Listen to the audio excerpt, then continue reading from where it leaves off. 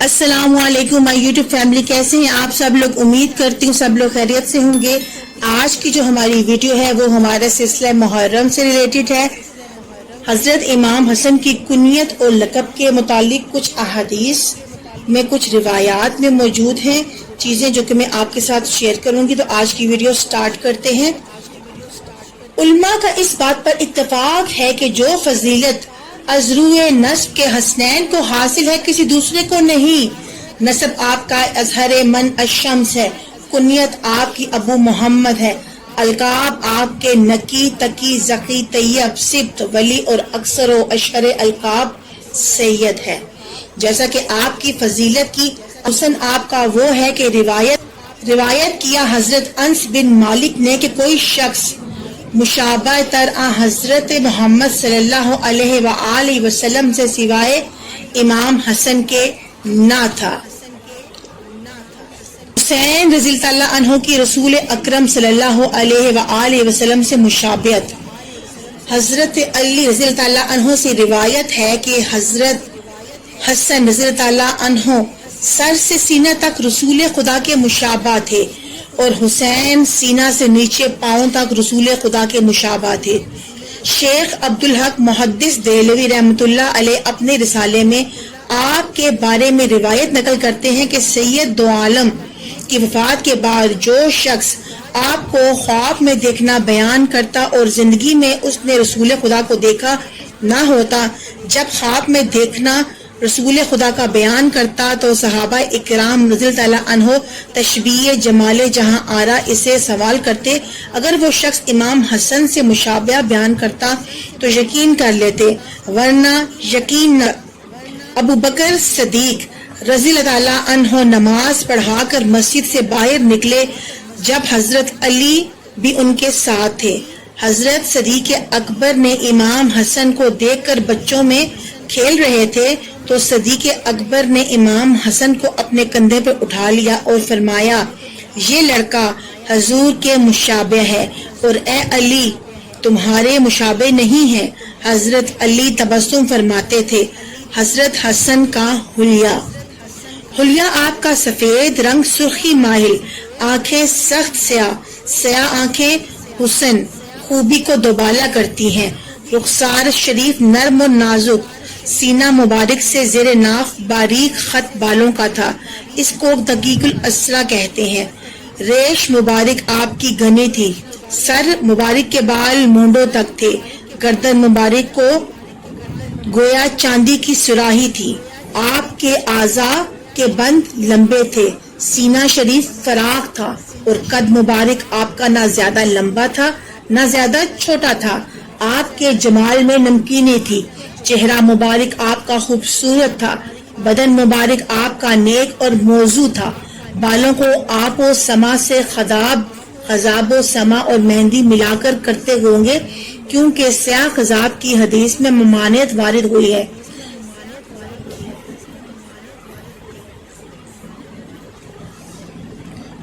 آپ کے متعلق جو مختص حدیثیں وارد ہوئی ہیں کچھ ان کا بیان دیکھتے ہیں۔ حافظ عبدالعزیز سے روایت ہے کہ سفیان بن الحارث الثقفی کہتے ہیں کہ میں نے رسول خدا کو دیکھا، اس حال میں آپ کے پہلو میں تھے اور کبھی امام حسن آدمیوں کی طرف جاتے تھے اور کبھی رسول خدا کی طرف، جیسا کہ بچوں کی عادت ہے۔ رسول خدا نے فرمایا کہ بے شک میرا بیٹا سید ہے اور شاید کہ خدا تعالیٰ اس کے سبب مسلمانوں کے دو بڑے گروہوں میں صلح کرائے۔ صحیح بخاری، مسلم، ترمذی، برا بن عازب سے روایت ہے کہ میں نے رسول کریم کو اس حال میں دیکھا کہ امام حسن آپ کے دوش مبارک پر تھے اور آپ یہ فرما رہے تھے کہ بار الہی میں اس بچے کو دوست رکھتا ہوں، تو بھی اس کو دوست رکھ۔ ترمذی میں ابن عباس رضی اللہ عنہ سے روایت کی ہے کہ ابن عباس نے کہا کہ رسول خدا امام حسن کو کندھے پر اٹھائے۔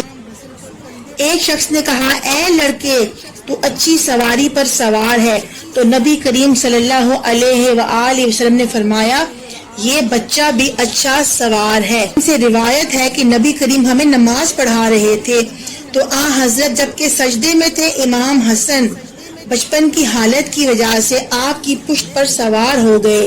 اور آپ کی گردن تک پہنچ گئے۔ حضرت نے ان کو آہستگی سے اتارا۔ جب رسول خدا نماز سے فارغ ہوئے، لوگوں نے عرض کی، یا رسول اللہ، جو کچھ برتاؤ نماز میں آپ امام حسن سے کرتے ہیں دوسروں سے نہیں کرتے۔ سرکار مدینہ نے فرمایا کہ یہ میرا بیٹا ہے اور ریحان ہے، یعنی پھول ہے، قریب ہے کہ اللہ تعالیٰ صلح کرائے۔ مسلمانوں کے دو بڑے گروہوں میں اس کے سبب سے بخاری، مسلم، ابن ماجہ میں حضرت ابو ہریرہ سے روایت کی ہے کہ فرمایا، ابو ہریرہ اللہ عنہ نے کہا، میں ایک دن حضرت کے ہمراہ تھا اور ہم نے راستے میں کوئی بات چیت نہیں کی، یہاں تک کہ بنی قینقاع کے بازار میں تشریف لے گئے اور فاطمہ تو زہرا کے گھر کی طرف لوٹے اور فرمایا، لڑکا کہاں ہے؟ ہم نے گمان کیا کہ حسن کو اس کی ماں نے غسل اور لباس پہنانے کے لیے ان سے روکا ہے۔ تھوڑی دیر نہ گزری تھی کہ حسن آئے، حضور کی گردن سے لپٹ گئے تو حضرت نے فرمایا، خدایا، میں اس لڑکے کو دوست رکھتا ہوں، تو بھی اس کو دوست رکھ۔ دوسری روایت میں ہے کہ میں اس کو دوست رکھتا ہوں اور جو شخص اس کو دوست رکھے اس کو بھی میں دوست رکھتا ہوں۔ حضرت ابو ہریرہ فرماتے ہیں کہ میرے نزدیک اس دن سے سوائے امام حسن کے کوئی شخص زیادہ محبوب نہیں رہا۔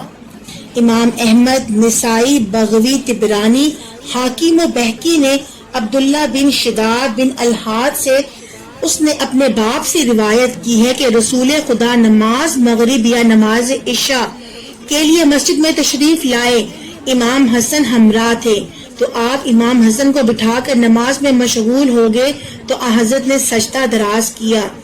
راوی کا باپ کہتا ہے کہ جب دیر ہو گئی تو میں نے اپنے سر کو سجدے سے اٹھایا، میں نے دیکھا کہ امام حسن آپ کی پشت پر سوار ہیں تو میں بھی سجدے میں چلا گیا۔ جب نماز ختم ہو گئی، لوگوں نے عرض کی، یا رسول اللہ، آپ نے لمبا سجدہ کیا، ہمیں گمان ہوا کہ کون سا امر پیدا ہوا یا کیا کوئی وحی آ گئی۔ آپ نے فرمایا، یہ دونوں چیزوں میں سے کوئی چیز نہ تھی، بلکہ حسن میرا بیٹا مجھ پر سوار ہو گیا تھا، تو میں نے اس کے جلدی اترنے کو مکروہ جانا جب تک وہ اپنی خوشی سے طبیعت سیر کر کر خود نہ اترے۔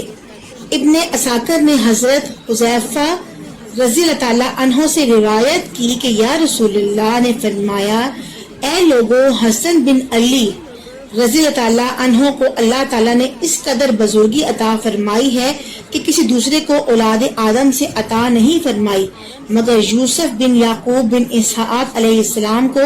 اور ابو یعلی نے حضرت جابر رضی اللہ تعالیٰ عنہ سے روایت کی کہ رسول خدا نے فرمایا، جو شخص بہشت کے جوانوں کے سردار کو دیکھنا چاہے وہ حسن کو دیکھ لے۔ ابن سعد نے ابو سلمہ بن عبد الرحمن سے روایت کی کہ حضرت اپنی زبان امام حسن کو دکھاتے اور امام حسن جب زبان کی سرخی کو دیکھتے تھے تو خوشی سے اس طرف دوڑتے تھے۔ ابن سعد نے عبداللہ بن زبیر سے روایت کی کہ رسول کریم صلی اللہ علیہ وآلہ وسلم کے مشابہ تر اور محبوب تر حضرت امام حسن بن علی رضی اللہ عنہ تھے۔ حضرت کی سجدہ کی حالت میں امام حسن آپ کی پشت پر سوار ہو جاتے تو حضور ان کو خود نہیں اتارتے تھے تا وقت کہ وہ خود نہ اترتے۔ راوی کہتا ہے کہ میں نے خود دیکھا رسول خدا کو کہ آپ جب نماز میں ہوتے تو رکوع کی حالت میں امام حسن کے لیے اپنے پاؤں کشادہ کر دیتے تاکہ وہ ایک طرف سے آئیں اور دوسری طرف سے نکل جائیں۔ بہقی نے ابو ہریرہ سے روایت کی ہے کہ جب میں امام حسن کو دیکھتا ہوں تو مجھے رونا آتا ہے، اس لیے کہ میں ایک دن مسجد میں تھا اور رسول خدا شان اقدس ایک دفعہ تشریف لائے اور بازار بنی قینقاع میں تشریف لے گئے، میں بھی آپ کے ہمراہ تھا۔ پھر بازار سے لوٹ کر مسجد میں آ گئے اور بیٹھ گئے، پھر فرمایا، میرے بیٹے کو بلاؤ۔ اس کے بعد حسن بن علی دوڑتے ہوئے آئے، حضرت کی گود میں بیٹھ گئے تو حضرت اپنی زبان امام حسن کے منہ میں دیتے تھے اور فرماتے تھے کہ اے علی، میں اس کو دوست رکھتا ہوں، تو بھی اس کو دوست رکھ، اور میں اس شخص کو دوست رکھتا ہوں جو اسے دوست رکھے۔ یہ بات آپ نے 3 دفعہ دہرائی۔ حاکم نے محمد بن الاسود بن خلف سے روایت کی کہ رسول اکرم صلی اللہ علیہ وآلہ وسلم نے امام حسن کو گود میں لیتے تھے اور اس کے منہ کو چومتے تھے اور فرماتے تھے کہ فرزند آدمی کو نامزد اور بخیل کر دیتا ہے، یعنی بسبب فرزند کی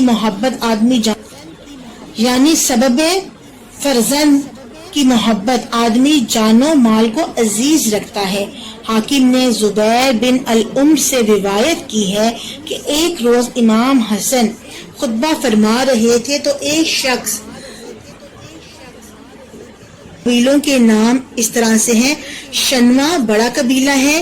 اس شخص نے کہا میں گواہی دیکھا میں نے کہ رسول خدا کو کہ ایک چادر اوڑے ہوئے تھے، اس میں امام حسن کو بٹھایا ہوا تھا اور آپ فرما رہے تھے کہ جو شخص مجھ کو دوست رکھے وہ حسن کو بھی دوست رکھے، چاہے کہ حاضر غائب کو یہ خبر پہنچا دے۔ راوی نے کہا اگر مجھے رسول اکرم کی بزرگی اور عظمت و گفتار شریف کا خیال نہ ہوتا تو یہ حدیث میں بیان نہ کرتا۔ طبرانی نے معجم کبیر میں حضرت انس سے روایت کی کہ ہمارے درمیان رسول خدا سوئے ہوئے تھے، حسن آپ کے سینے پر سوار ہوئے اور سینہ مبارک پر بیٹھ گئے، آپ کے سینے مبارک پر بول کر دیا۔ حضرت انس فرماتے ہیں کہ میں نے امام حسن کو سینے مبارک سے دور کرنا چاہا مگر حضرت نے فرمایا اے انس چھوڑ میرے بیٹے کو اور میرے دل کے سمرہ کو، جس شخص نے ایذا دی حسن کو تحقیق اس نے مجھ کو ایذا دی اور جس نے مجھ کو ایذا دی اس نے۔ اس کے آگے درج ہے کہ حضور پر اول کون ایمان لایا؟ بعض نے کہا اول ایمان ابو بکر صدیق لے کر آئے، بعض نے کہا اول ایمان حضرت ختیجہ لے کر آئے، بعض کے نزدیک علی المرتضیٰ اور بعض کے نزدیک زید پہلے ایمان لائے۔ علماء محققین نے فرمایا احتیاط یہ ہے کہ کہیں عورتوں میں سے اول حضرت ختیجہ رضی اللہ تعالیٰ عنہا ایمان لائیں، بالغ آدمیوں سے حضرت ابو بکر صدیق رضی اللہ تعالیٰ عنہ ایمان لائے، بچوں میں سے حضرت علی المرتضیٰ رضی اللہ تعالیٰ عنہ ایمان لائے اور غلاموں میں سے حضرت زید بن حارثہ۔ کو آج کی ویڈیو پسند آئی ہوگی۔